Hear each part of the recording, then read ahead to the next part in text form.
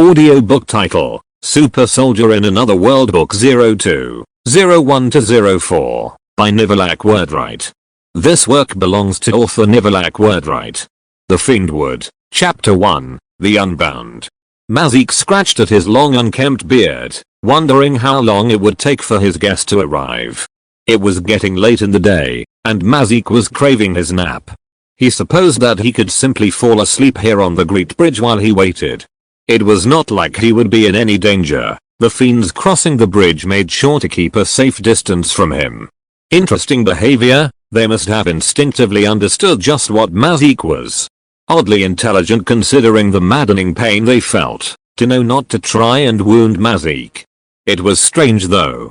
Mazik had certainly not told any fiends what he was, so how was it that they knew to avoid trying to harm him? Again, Mazik found himself thinking that it was a part of their base instincts. After all, Mazik could cause pain far beyond anything the creatures had ever felt in the entirety of their cursed existences. And a fiend with even half a wit would do well to avoid that pain no matter what. He kicked his legs over the lip of the bridge, staring down at the rushing water below. The shots were all impressive in their own rights, almighty torrents that barely any ship would be able to cross without utilizing foundation. It was no surprise that trade between nations was all but impossible without the use of the great bridges. Fascinating constructions, they had been around since before the Menro era, when Mazik had been born. Set stone was a truly wonderful material to be able to withstand 9 godling wars without even a scratch. Should he take some of the bricks to build himself a new fortress on the icy lashes? He doubted that anyone would notice a few pieces missing. Yes, he'd start gathering them now as he waited for Unbound. Mazik heard a booming voice say from behind him. Mazik grinned and turned his head, a sudden gust of wind blowing his hair back as he stared at the imposing figure before him. Standing a head taller than the highest ogre and clad in silvery scaled armor, the man seemed to have stepped right out of legend. Indeed, he had the features for it. Strong chin and hard cheekbones, on full display due to his clean-shaven face. Golden eyes regarded Mazik with what appeared to be contempt, or perhaps mild annoyance. It was hard to tell. Mazik had always enjoyed poking fun at these creatures. Their great pride had always been so much fun to whittle away.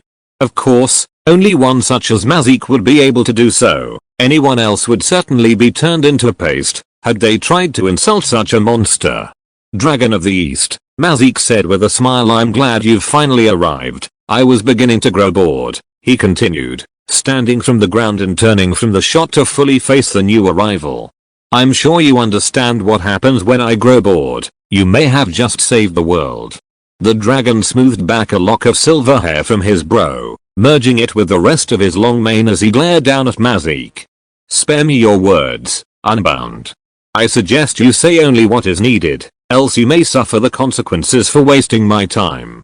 Oh, Mazik asked, quirking a brow, do you intend on invoking the right of challenge upon me? The dragon said nothing in response, standing there with face hard as stone. Absolutely unreadable this creature was. Even for Mazik.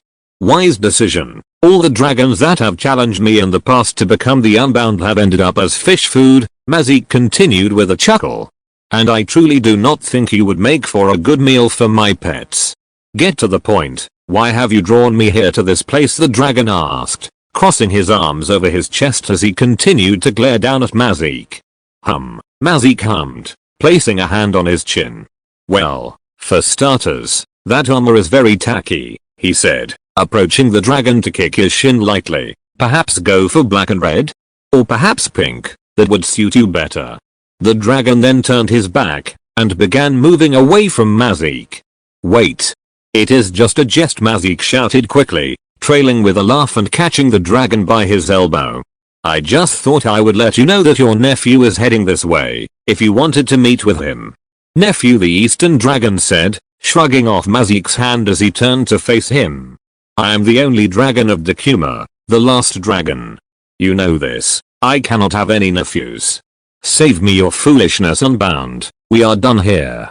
While it is true that you are the only dragon of Dakuma, Mazik continued, rubbing a hand through his long brown hair, you are by no means the only dragon that has ever lived. You know that, Mazik continued, mouth quirking up in a grin. This nephew comes from an older brother of yours, I suspect, a much older brother. The dragon of the east then furrowed his brow a moment, before giving a small shake of the head. None of the dragons from the previous ages still live, Mazik. They all died invoking the right of challenge on Zod. You know this. Not all of them, Mazik said simply, turning his back to the dragon to stare out across the shot. A truly gorgeous river, stretching infinitely towards the sun on the horizon. Did the dragon appreciate the view as well? Mazik turned to ask that very question, only to see that his guest had already departed. The Unbound laughed, placing a hand to his mouth as he continued to chuckle. The dragon must not have liked what Mazik had implied.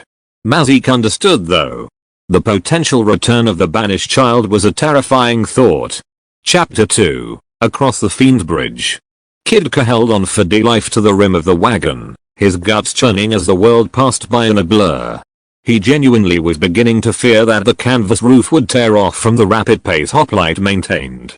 It was like the thick cloth was being buffeted by gales from a storm. Hoplite truly was faster than a horse. The Outworlder had claimed that he'd be able to cross the bridge in 7 days, a feat that Elam had disbelieved.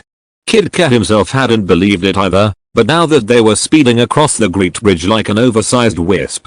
Well, Kidka was more convinced of Hoplite's claims. Elam too looked convinced, what with how he did not else but goggle at Hoplite, jaw tightly clenched while he desperately clung to the boards of the vehicle. The Ifrit's normally crimson flesh had paled considerably once Hoplite had reached his full speed. It was a sight that Kidka himself had never seen, not in all their years of knowing one another. Kidka gasped when Hoplite hit a small bump, sending the wagon flying a couple of inches off the ground for a brief instant before it crashed back to the ground. Could you slow down just a little bit, Alistair shouted, tone bordering on anger. I nearly lost my dinner. Hoplite did not respond, likely because he could not hear Alistair over the wind. Either that or Hoplite was ignoring him. The result was the same either way, as Hoplite did not slow his pace a single bit, his faceplate firmly facing the horizon. Only the very tip of the sun could be seen on the horizon, indicating that night would soon be upon them. Just when did Hoplite intend to stop and rest? He could not avoid fiends very well if he could not see them. There was also the fact that everyone in the wagon would have to sleep at some point, and with how rough this journey was, there would be no way for anyone to rest. It wasn't like they would have to camp in the middle of the bridge. Kidka was certain that Hoplite had seen at least one of the dozens of stone hallways lining the Great Bridge's walls. Those wide halls all led to roof-dressed areas for passing wagons, much like every other Great Bridge in the world. Had no one told him about that yet? Kidka had not been paying too much attention to the words exchanged between Hoplite and the rest of the party when it came to planning this trip. His thoughts at the time had been purely on how he planned to remove Kazan's head from his body. Kidka's father hadn't done anything to deserve such a cruel fate at the Lord of Hate's hands. Ever since that day, Kidka had been filled with quiet rancor, his calm exterior belying the hot rage that dwelled within. Father had taught him to keep his strongest emotions hidden, and Kidka had done his best to uphold that advice. When the day of reckoning came for Kazan, Kidka would keep a straight face, both during the final fight and afterward. Exposed emotions were as vulnerable as gaps in armor, and Kidka would not allow that weakness to be exploited. That was something that Hoplite seemed to have a good understanding of. Kidka felt that he could learn a lot about stoicism from the massive man. Only Hoplite seemed to understand the importance of hiding one's emotions as Kidka did. Twindle had always told him that hiding emotion was unhealthy in the long run, but she just did not understand how those feelings could be exploited by an intelligent foe. Back in the Feewood, Lance had managed to see how nervous Kidka was at being approached by her, and had moved in to use that weakness to her advantage. She had basically bullied him to try and get Kidka to confess the name of who had trained him in the ways of the Watcher. It wasn't Theopalu, as she had initially suspected. In truth, Kidka's mentor hadn't been an elf at all, but the training was Watcher given nonetheless, just second-handed. Thankfully Kidka had been able to deflect her questions effectively, and Theopalu had helped erase suspicion by vouching for him. Kidka had berated himself afterward for letting his mask slip up in that instant. But what was he to do? The Watcher had approached him with knowing in her eyes, He had felt like a rabbit in a snare beneath that green gaze. Kitka had, at the time, believed that Lance already knew everything about him. He knew that wasn't the case now, of course, but Kitka would be sure to keep his mask more firm in the future. The others in this party would be wise to do the same. That wasn't to say they were emotionally unstable, far from it, yet there were quirks they all had that could be exploited. Alistair's temper, for example, he usually had a good rein on it, but once the Athir was provoked to the height of his rage, Alistair would throw caution to the wind to destroy whoever had wronged him. The warrior that strikes out in blind rage is always at a disadvantage against a calm and collected opponent. Thankfully it took a lot to push Alistair to that point, but if he was overtaken by battle rage during the coming battle with Kazan, Kitka had a feeling it'd not end well. Again, it wasn't only Alistair that was at risk of being overcome by their treacherous emotions. Every single person in this wagon hated Kazan with a fury that threatened to wipe away all self-control. Well, everyone save Theopolis and Lance, the former uncaring and the latter practically shaking in her cloak at the mere mention of the Lord of Hate. Everybody else though? If Kazan managed to provoke them. Well, if it came to that, Kitka would have to do his best to ensure that the party would remain calm. Hopefully, that responsibility wouldn't have to land on just his shoulders, for Twindle was far more proficient at keeping them all tranquil in conflict. But if Twindle lost her self-control, he inwardly sighed. Who was he kidding? She was far more in control of her emotions than he was, even though she wore them openly. Still, Kitka knew just how much Twindle reviled Kazan, and that kind of hatred could muddy anyone's senses. His eyes then found Hoplite, the man continuing to lug the wagon like a horse jumped up on raw foundation. If Hoplite came to aid in the slaying of the Lord of Hate, that would be a relief. The man wouldn't be swept up in emotion during the fight as he only viewed Kazan as a potential obstacle, nothing more, nothing less. As an outworlder with no connections to Akulis, that made sense. His companion Michael was an outworlder as well, though Kitka could tell that he despised the Lord of Hate just as the rest of them did. The way Michael clutched his thunder staff and how he glaring toward the sickly horizon let Kitka know exactly how the outworlder felt. It made sense though, for Kazan was the one who had sent Michael's star crashing into the fiend wall.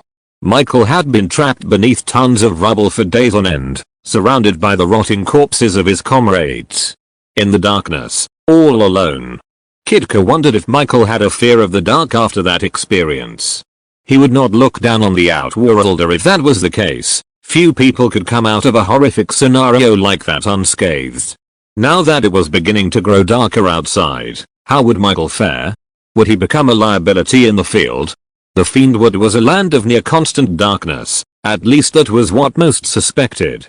It was close to the icy lashes, where the sun's rays barely touched Akulis. If Michael did indeed have nyctophobia as Kitka expected, then he'd need to work hard to quickly overcome his fear. Kitka doubted it would be easy though. Such scars usually took years to heal, and sometimes they just never did. Kitka knew that his scars sure hadn't, and they never would.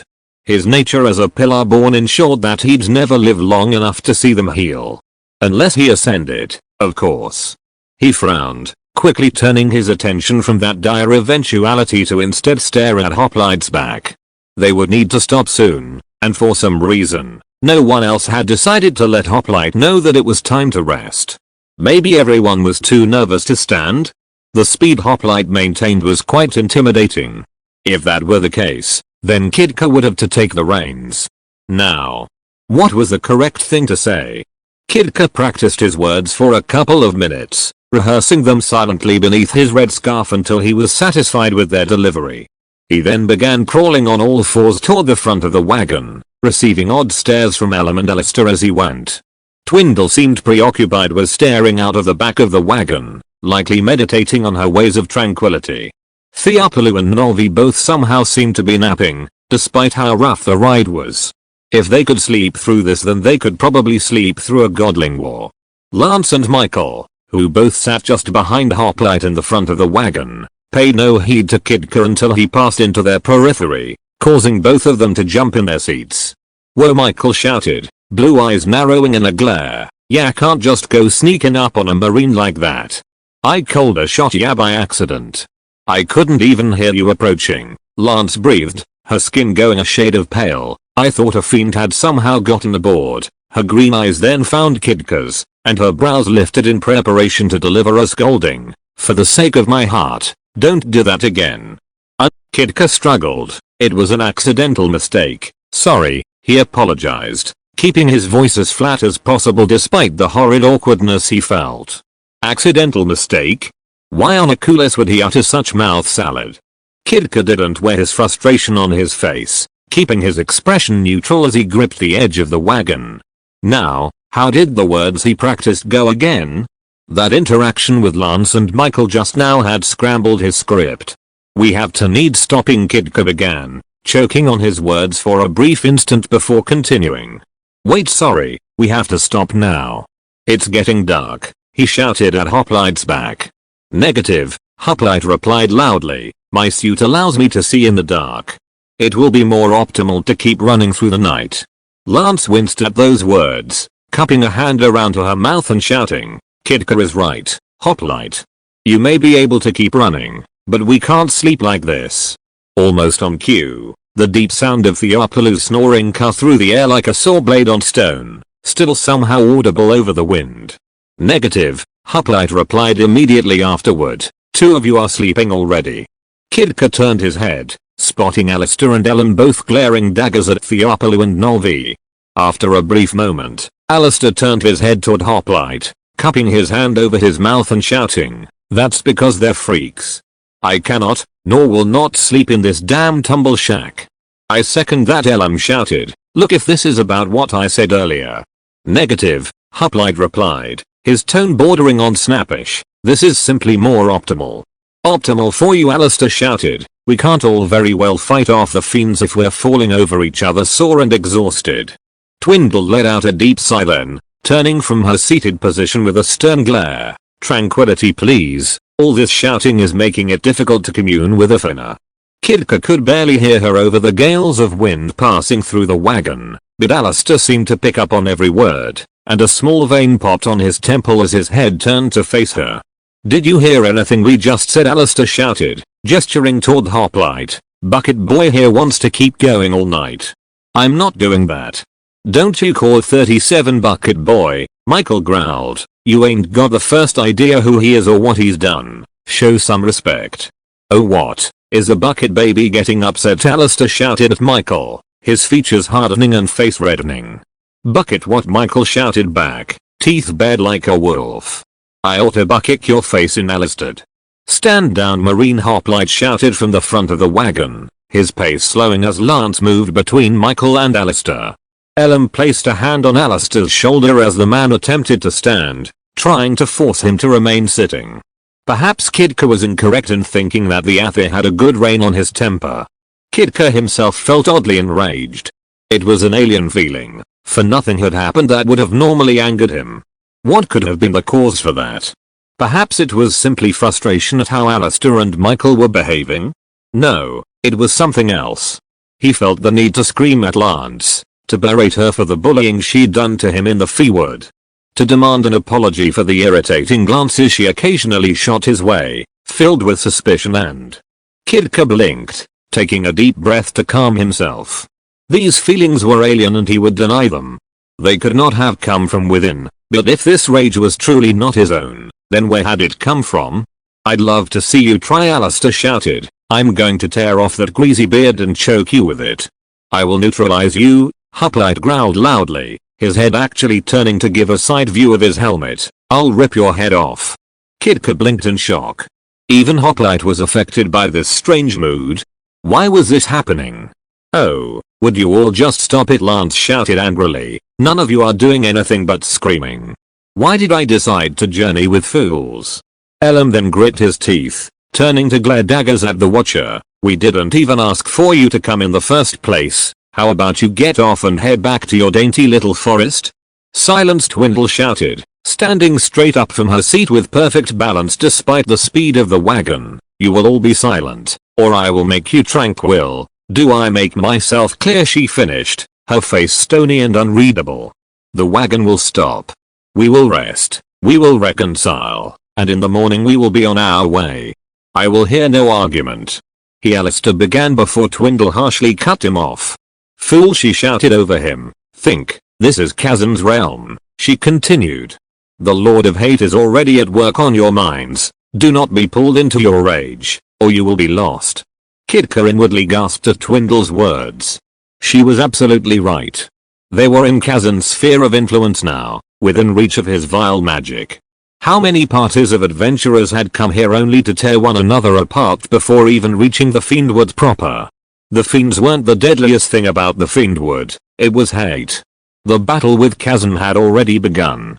By the pillars, how were they supposed to reach the rotting island like this? If things were to keep going this way, they'd all kill each other before reaching the other end of the bridge. Kitka normally wouldn't dream of harming his friends, they'd been with him since he was but a child. But if Kazan could strengthen hate and rage to such a degree, no, Kitka would not allow himself to be pulled into it. He'd have to be tranquil like Twindle said. I should have predicted this, the fault is mine, Twindle said, rubbing a hand across her brow, yet we have an advantage in my presence. Everyone inside the wagon, save for Theopalu and Nolvi, furrowed their brows in confusion. What could Twindle do to counteract this invasive hatred? Did it have to do with her connection to the pillar god of tranquility Athena? Once we stop this cart, I'll set to work, and Kazan will no longer be able to touch our minds, at least not easily, Twindle continued, approaching the front of the wagon. If you would please stop the wagon, Hoplite. The little alcoves you've seen are intended for travelers to rest in. It would be more optimal if we were all shielded and well rested for the journey, she explained loudly, maintaining her calm tone. A moment passed, then another, and another until Hoplite began slowing his stride. It seemed that Twindle had managed to convince Hoplite after all. Ever since they were children, Twindle had a way of making people see sense. Kitka was thankful for that talent, for his back could not have taken much more punishment today. How long would Hoplite have continued if left uninterrupted? All night for certain, and likely all day tomorrow. Could he have continued like that for 7 whole days without stopping? No, it couldn't be possible, but perhaps for 3. Kitka would ask Hoplite about how long he had planned on going for. The insane strength and endurance that Hoplite had shown today was impressive. Very impressive. As a tongue of Zod, Kitka found himself wondering if Hoplite would consent to Toma. Non-fatal, of course, just a friendly bout between warriors. Perhaps they could have a quick spar before it was time to bed down. That would be pleasant, especially knowing that Kitka wouldn't have to hold anything back against Hoplite. After all, the Outworlder had managed to kill Kitka's brother in fair combat, holding back wouldn't be an option. Chapter 3, Apologies. Hoplite eased the wagon to a complete halt, stopping just before the entrance of one of the many designated rest areas along the bridge. He could see a small horde of fiends slowly approaching from the horizon, perhaps around 100 in total, give or take. Hoplite didn't think that they were aware of the wagon's presence just yet, but they soon would be. Another significantly larger horde was approaching from the opposite side of the bridge, a conglomerate of smaller groups that Hoplite had been avoiding while pulling the wagon across the Great Bridge. Both groups would need to be dealt with before the party would be able to rest in the shelter. Hoplite had considered just ignoring Twindle to plow forward for as long as he was able. After all, the faster the mission was finished, the better. Yet her argument had held logic. Theopalu and Nolvi may have been able to rest, true, but it would be impossible to sleep in the wagon for everyone else. If they were all exhausted for when Hoplite himself had to rest, they'd be less efficient in fighting off any approaching fiends. That could prove to be a potentially fatal risk. A risk that had no real need to be taken. Hoplite's concern had purely been on the time it would take to reach the other end of the Great Bridge. The longer it took to finish the operation, the more casualties his fellow Turnans would face. They could be fighting for their lives against hordes of fiends as well as the climate of the Fiendwood itself. Not to mention the final kind. Though the final kind survivors themselves would have to face the same challenges as the 8th arm if they had crashed in the Fiendwood. They could have crashed in the middle of a swarm of fiends, and depending on the size of the horde, leaving the pod would be an almost certain death sentence. Hopefully, some Argo dropships would have already rescued any 8th arm troops stranded in the Fiendwood. That was assuming that the Argos hadn't been shot down during the evac of the Sparrow. Hoplite didn't know if any final kind ships had survived the EMP effect of the antimatter bomb, but if they had, they'd have eliminated any Argos fleeing the Sparrow's hangar. Then again, if the EMP had fried final kind systems, wouldn't it have fried any vehicles aboard the Sparrow as well? Every single Argo and dozens of land vehicles had been missing from the bay once Hoplite had awoken in the dark bowels of the Sparrow. They would not have been functional had an EMP destroyed their electronics.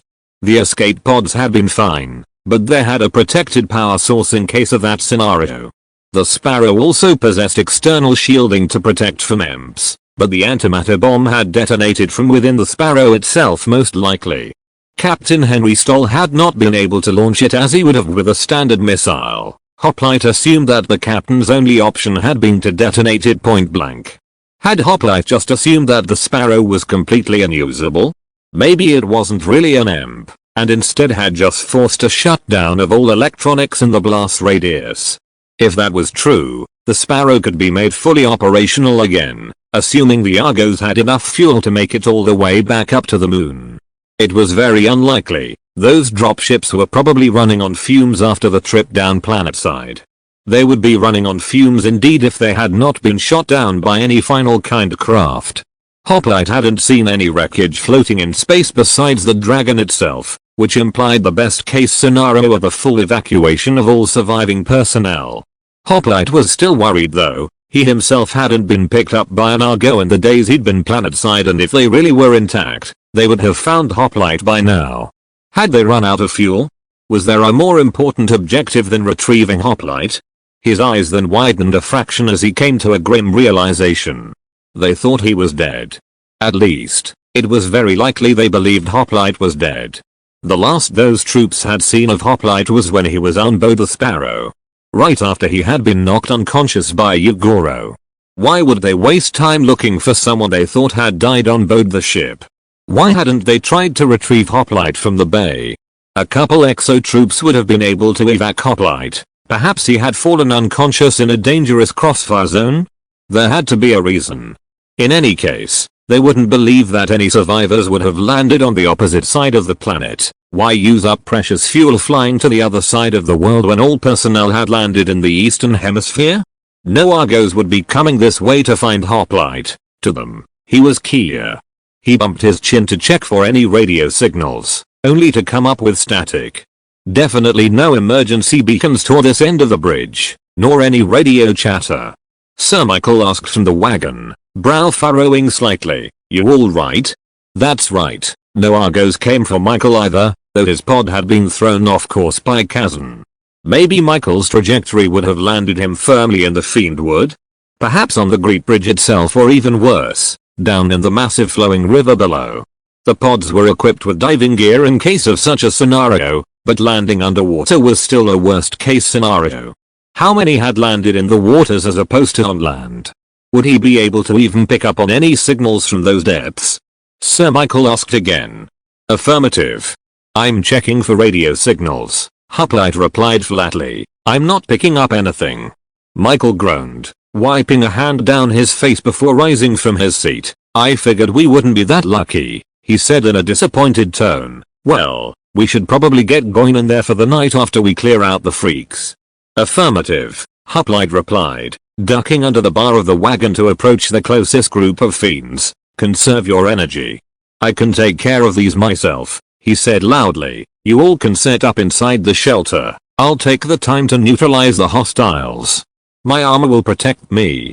Michael simply nodded, placing a fist over his chest and saying, yes sir. Lance, however, seemed to not be so eager. You've been running all day, Hoplite, aren't you tired? She asked concernedly. If we work together, we can get it done faster. Twindle nodded along with Lance's words. It wouldn't be fair for you to take the duty of slaying all the fiends by yourself, Hoplite. You should really rest. Hoplite was only slightly fatigued with today's efforts. Eliminating these fiends would be no issue for him. Negative.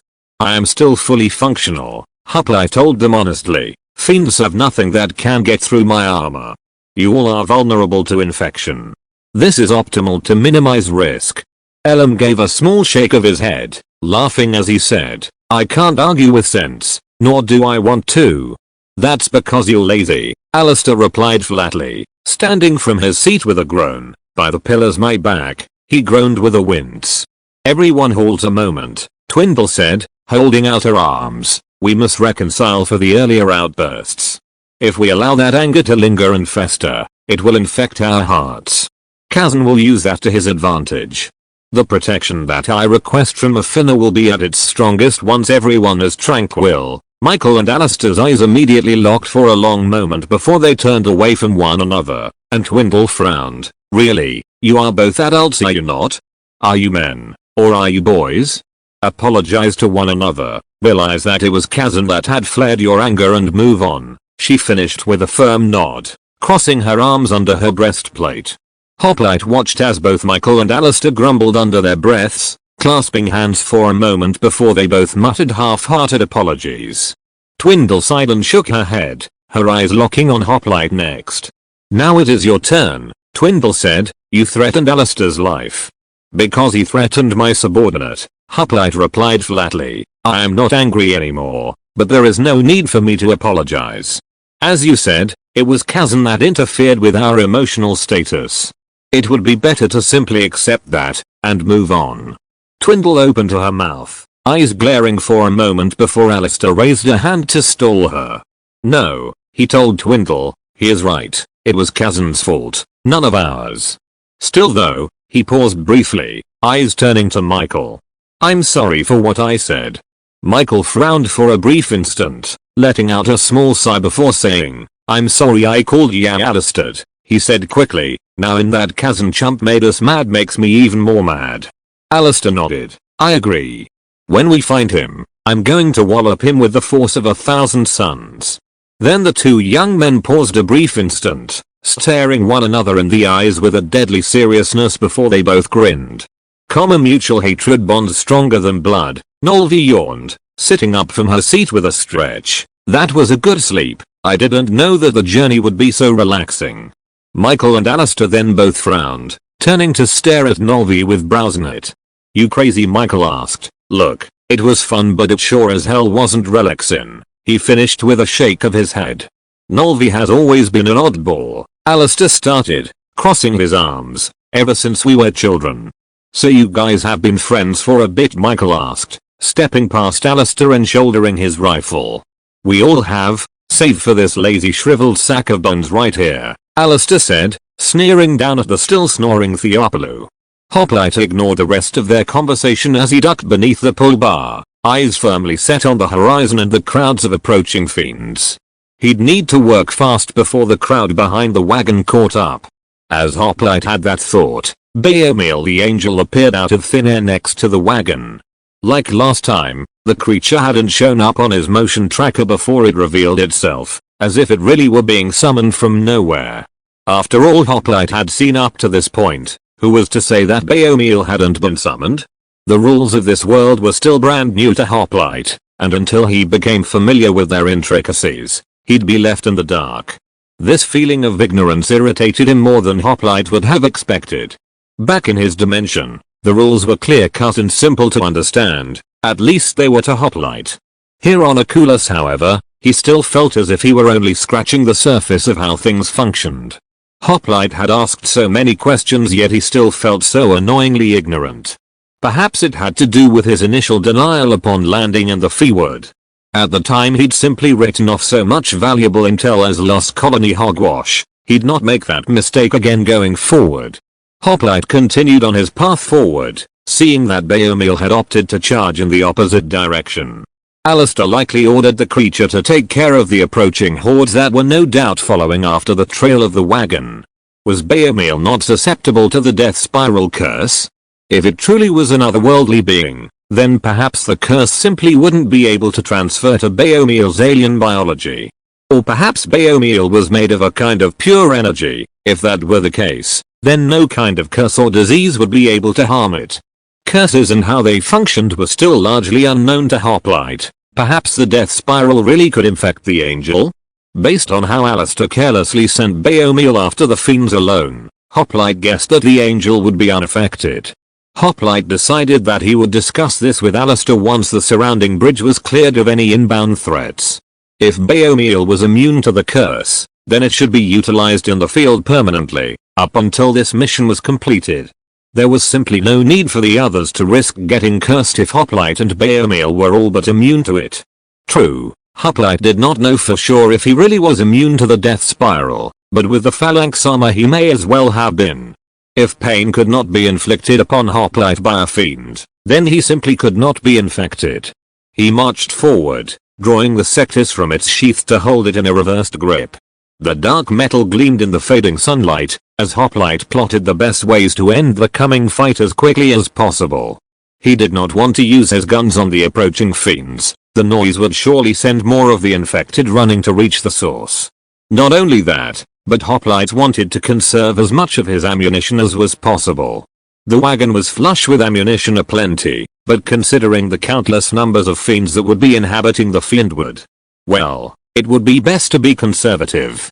He braced his foot against the bridge, and launched himself forth, barreling toward the coming creatures with the sectis ready to slash, completely unaware of the golden eyes staring down at him from the sky high above. Chapter 4, Rest Stop. Hoplite's fist collided with the face of the last standing fiend, its purplish flesh caving inward before falling to the stones with a wet plop. He shook the shards of bone free from his gauntlet and did one more sweep of the surrounding area, seeing that all the still twitching fiends were now fully incapable of movement. Did they still feel agony despite most of their brains having been destroyed? Perhaps the bodies did, but not the consciousness. Was it a mercy to destroy their brains, or would that only send them into a different kind of torture? Were Hoplite's foes currently experiencing eternal darkness? With these mutants being unable to die, who was to say that they weren't? Fiends were undying, suffering from wounds that would never heal for eternity. That indeed was the case, unless all the flesh was burnt from their bones. Again he found himself marveling at the still writhing fiends, broken and battered beyond all recognition yet still somehow living. A thought occurred to Hoplite then, a foolish thought, but an interesting one nonetheless. If Hoplite himself were to become infected with the death spiral, would he still be able to regenerate his own wounds? If so, then the curse would be almost a strict benefit to him. He would become truly unkillable whilst still able to heal himself due to his mutations. Yet there were too many unknowns involved with Hoplite's potential infection to take that risk. What if it shut down his regenerative capabilities entirely, or worse, what if he hurt something and infected it with a curse? Fighting the final kind's forces would become far more difficult if they weren't able to die. The pain would drive them insane eventually, forcing them to turn on their comrades to ease their own agony. Fiends could heal themselves if they harmed an uninfected host, easing their anguish and spreading the curse further. The final kind's forces would transmit the disease through their ranks, eventually infecting their homeworlds and reducing the alien scum to nothing more than wriggling piles of screaming flesh. It could completely collapse their entire damnable civilization. But what if it spread to Earth? Infected final kind would no doubt spread the curse to Turnans as well. Humanity would crumble beneath the weight of collective anguish just as the final kind would. It would be mutually assured destruction. That would not be worth the potential immortality Hoplite would achieve. The mere thought of Earth becoming infected nearly turned his stomach. He then turned his attention away from the twitching masses of meat, walking quickly away from the carnage he'd inflicted. Now that this section of the bridge was cleared, Hoplite would move the wagon into the rest stop. The vehicle was still there, parked before the wide entrance. Hoplite had seen Michael, Lance, along with the rest of the party, enter this dark cavernous maw earlier while he had been fighting the fiends. A good idea, for who knew just how many fiends could be lurking within? As Hoplite neared the wagon, he caught sight of Alistair's eidolon, Baomil. The creature's lower half slowly knuckle walked toward the entrance of the rest stop, its massive three-fingered fist spattered with blood. The upper half of Baomil, the more human-looking one, crossed its arms as it stared directly at Hoplite. There seemed to be a curious glint in its eyes, and before Hoplite knew it, the creature called out to him. "Outworlder," the angel yelled, "I'd have a word with you a moment, if that is alright." How strange. Baomil seemed to have two voices, both speaking at once through only the upper half's mouth. One of the voices sounded almost noble, not all too different from the highborn humans of the first arm. The second voice, however, was the complete opposite. It was low, guttural and savage, as if a bear made of rocks had learned to speak. How many vocal cords did the mutant possess? Hoplite said nothing as the two came to a standstill before the entrance of the rest stop, with Beomil's upper half at eye level with Hoplite's helmet. Forgive me for taking your time. I realize that it is important to you, Beomil's voices said in an almost apologetic tone, but I must know, has the outworld fallen to Doxa? Beomil continued, bringing its tones down to a whisper. Did he manage to slip past the pillars? Hoplite blinked in confusion before replying, I don't have intel on any Doxa. A brief wave of nausea suddenly came over Hoplite then, but it dispersed as quickly as it had come. He would likely need to eat soon, he realized. Hoplite hadn't eaten since the Death Day celebration for Miro. That had been around 3 days ago, certainly that explained why he had felt nauseous out of nowhere. Beomil then let out a breath. That is a relief. Thank you, Hoplite, it said with a smile. Come, our work is done and you must rest. I will guard the entrance tonight, I do not require rest. A short moment of silence passed between the two before Hoplite replied, affirmative. I will be taking the wagon inside. Wise, Beomil replied. Also, you must not mention Doxa's name, Beomil said quietly once more, not to anyone. It is a dangerous name and it would drum up questions that the pillar gods forbid me from answering. Why did you tell me then? Hoplite asked, narrowing his eyes. Sounds like a security risk. I needed to know if the pillar gods' efforts regarding your world had been in vain. Now, if you please, Beomil said, gesturing towards the dark archway of the rest stop. Why can you say the name but no one else? You live here as well, Hoplite asked in his usual monotone. And what did you mean about your god's efforts for my world? Is Doxa? Hoplite suddenly felt nauseous again, yet the intensity of the sickness nearly forced him to vomit, despite his empty stomach. He managed to maintain his composure before Beomil, standing straight and eye level with the creature's upper half. Hoplite would need to eat soon, very soon. I will not answer any more questions on this subject, I am sorry, Beomil said flatly, it is what you would call top secret. I fear I will be punished for even bringing this up to you, but the three heads must know that the outworld still stands. For their peace of mind. Classified intel then.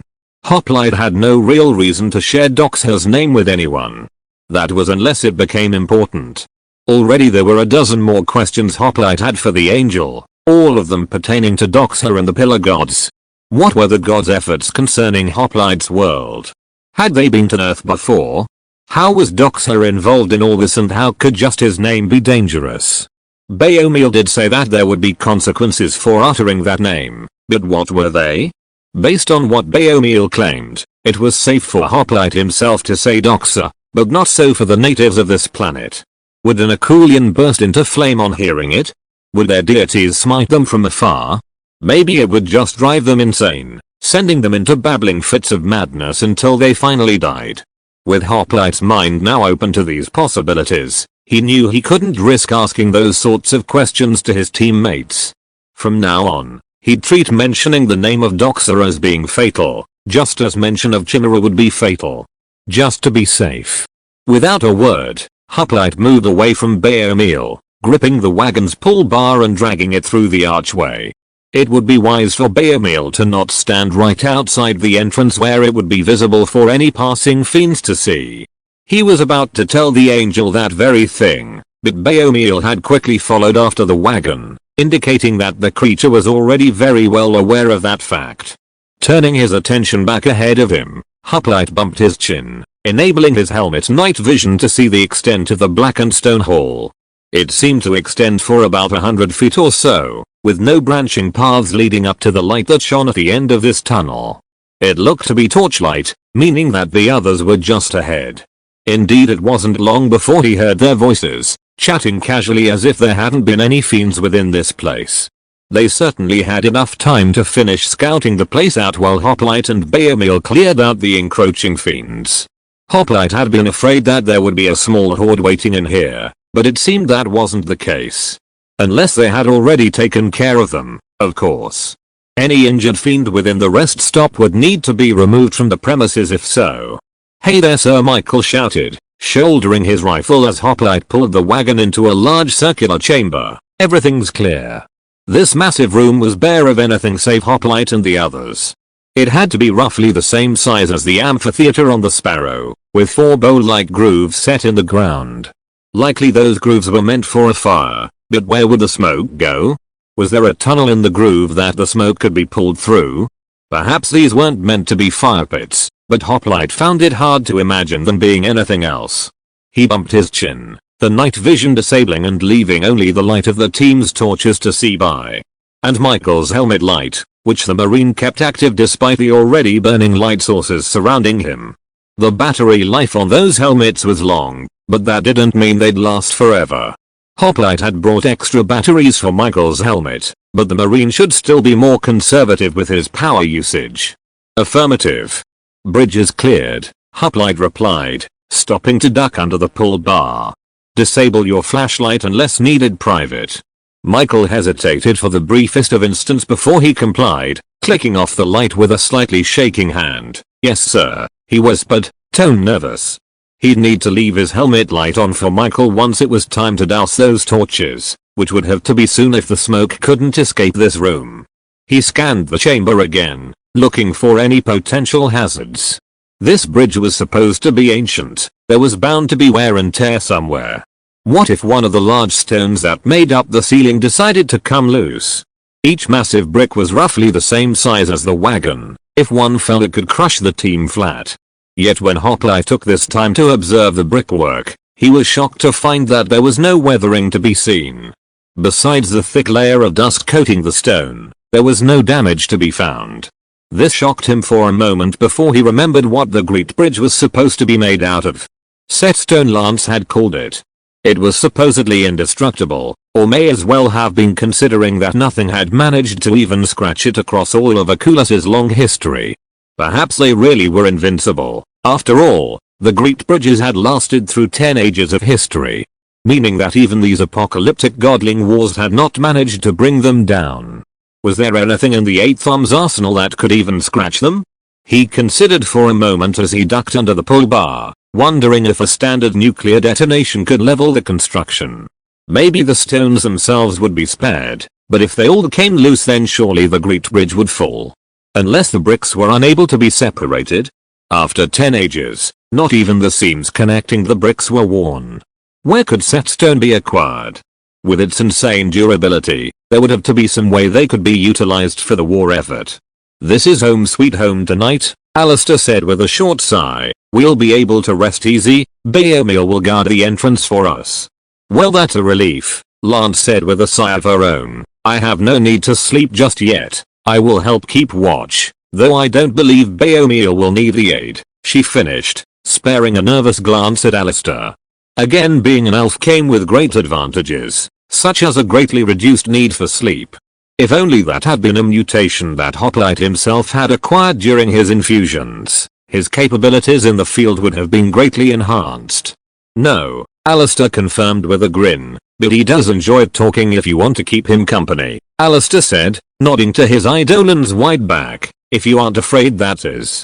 Lance gulped as she stared at Baomil, the lower half's tongue idly licking the dust from the ground as its upper half kept vigil over the darkened hall.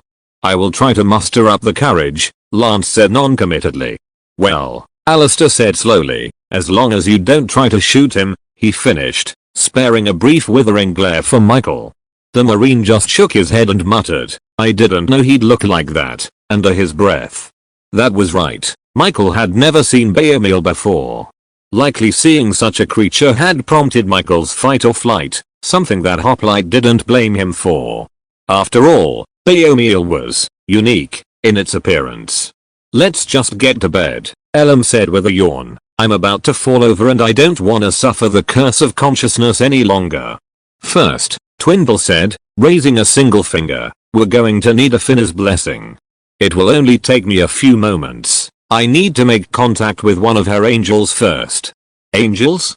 Were they like Baomil or did every deity have their own kind of angel? Did they all work for the pillar gods?" It was hard to say, but Twindle might be able to provide more insight on the nature of angels. Alistair too could prove to be a valuable source of intel. After all, he was bound to Bay O'Meal, who was an angel. Surely he must understand somewhat about how angels operated. Kidka then not so subtly cleared his throat, standing up straight before marching straight up to Hoplite, a nervous grin on his face. While we wait for Twindle, well, what I wanna say is, Kidka stuttered. Do you want a Thoma? Wait, no, sorry, he struggled. I am changing. No, wait, that's not what I meant. I am changeling, he continued, face scrunched up as if he were in agony. I can't talk today. I am wanting to Tom Callbar, Kidka shouted in frustration. Hoplite squinted at hearing Kidka's mouth salad. Was the man on some kind of narcotic? Why couldn't he talk correctly? He didn't look to be drunk, and despite Kidka's broken speech, Hoplite could not hear any slur in the pale man's tone. What I meant to say is, I challenge you to Toma.